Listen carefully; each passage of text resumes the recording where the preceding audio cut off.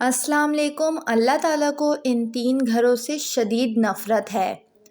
Number 1، جس گھر میں کسی کا حق مارا گیا ہو اور اس کا مال اس گھر میں جمع ہو، اس مال سے اس گھر کی روشنی جلتی ہو۔ نمبر 2، جس گھر میں مہمان کے آنے کو ناپسند کیا جاتا ہو۔ حضرت جبرائیل فرماتے ہیں اللہ کے فرشتے اس گھر کی نمازوں اور روزوں کا ثواب نہیں لکھ سکتے۔